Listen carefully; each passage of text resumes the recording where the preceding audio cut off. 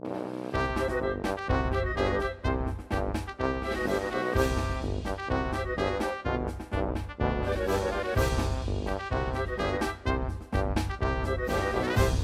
president said you're going to get the facts straight, so let's try to get some facts on the table to begin with. The president does acknowledge meeting Stormy Daniels, correct?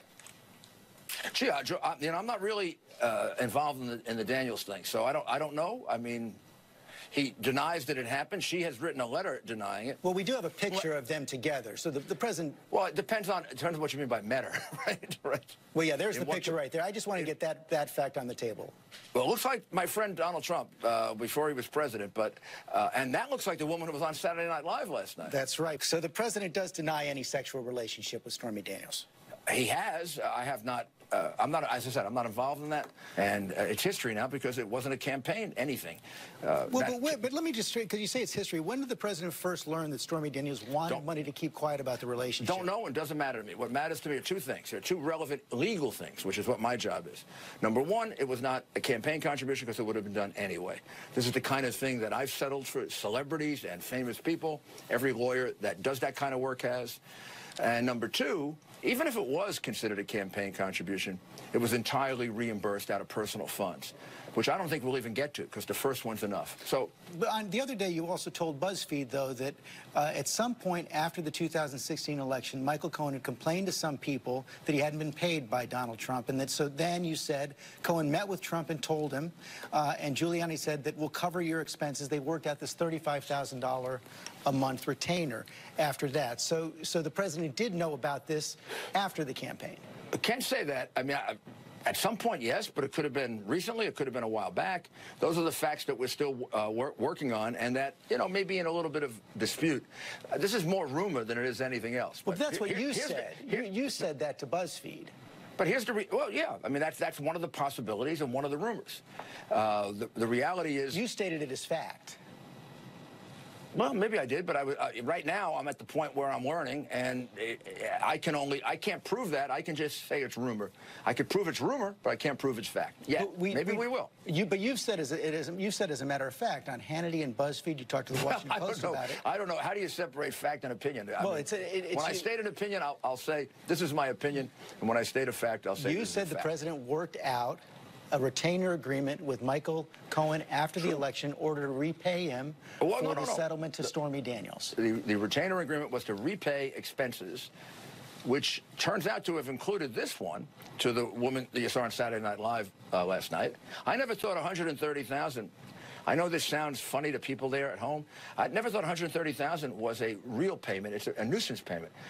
When I settled this when it was real or a real possibility, it's a couple $1 million, not 130,000. But people don't go away for 130,000 of a meritorious You did claim. Call it a settlement payment. The president did make these payments to Michael Cohen over the course of 2017, according to you. Then why did, on April 5th, why did the president deny any knowledge of the payments when, in fact, he had made the payments? I don't know when the president learned about it. He could have learned about it after, or not connected the whole thing at that time.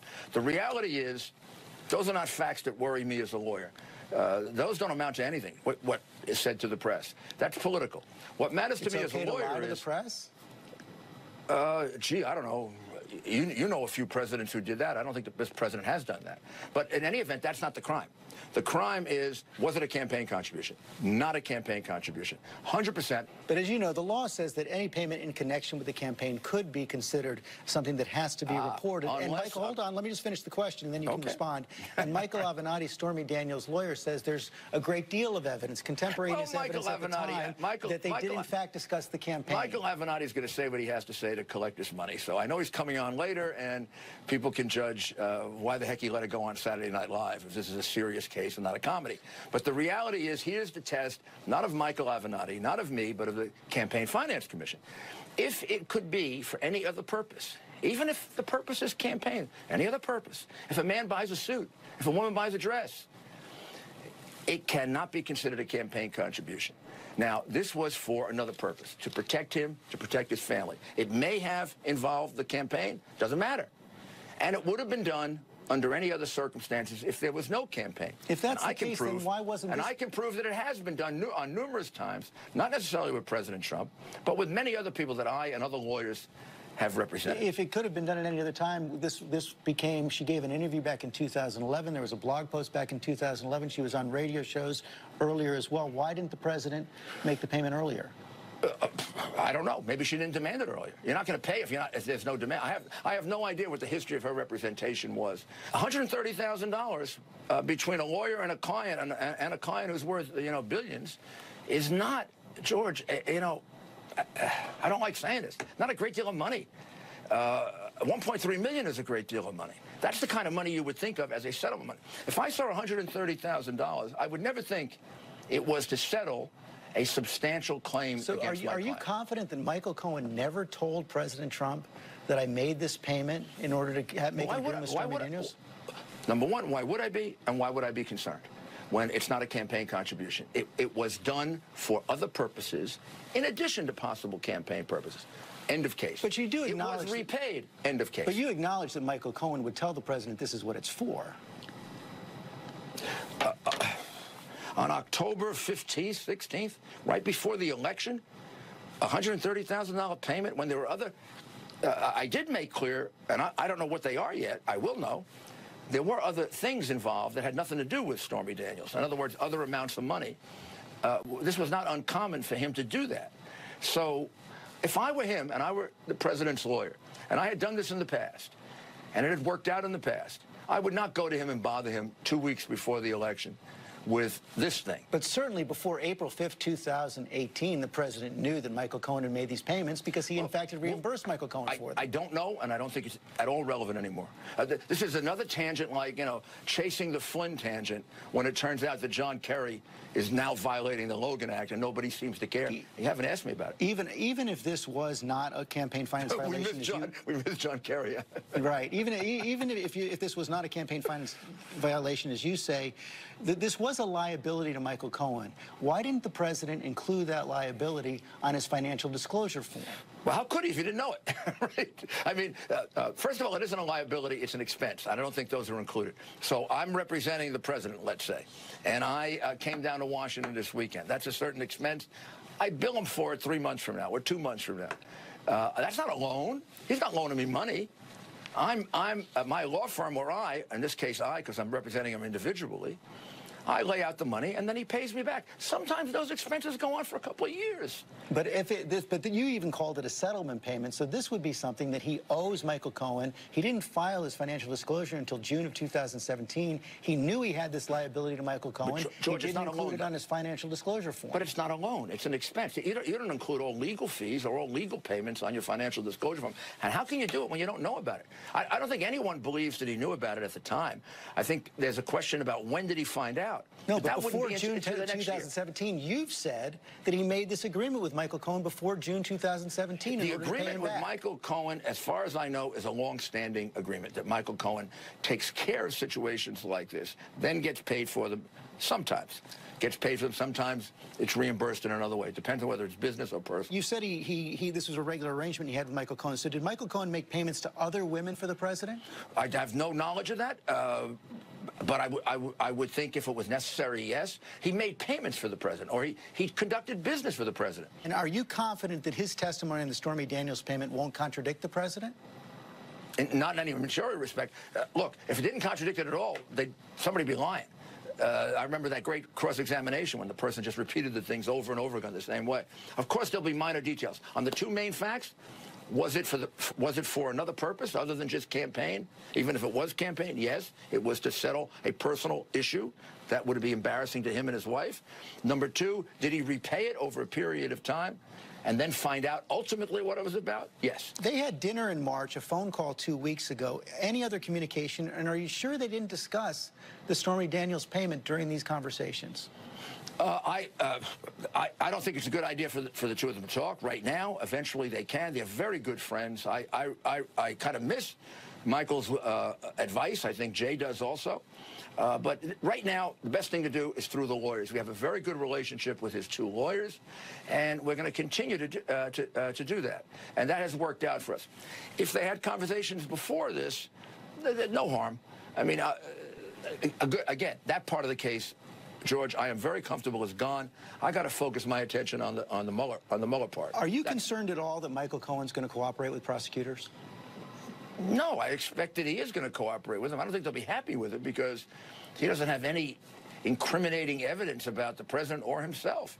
The man is an honest, honorable lawyer, and despite the Times article today, which is totally baseless as far as I can tell, but, you know, that's his lawyer's issue.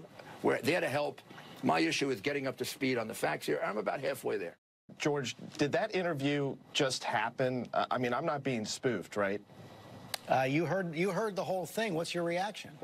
Well, it's an absolute unmitigated disaster for Rudy Giuliani and the president. It's a train wreck. I can't believe that that actually just happened. He now expects the American people to believe that he doesn't really know the facts, that as to every key question you asked, he hasn't communicated with the president about it. I think it is obvious, George, to the American people that this is a cover-up, that they are making it up as they go along. They don't know what to say because they've lost track of the truth. There is significant amount of evidence. There is no question that this had everything to do with the campaign. In fact, if you go back and replay that interview, and that will be done, I'm confident, and if you look at the answers, you're going to find an inconsistency with what Rudy Giuliani just told you. Early in the interview, he told you it had nothing to do with the campaign. Later in the interview, you asked him if there was going to be inconsistencies between Michael Cohen's testimony and Donald Trump,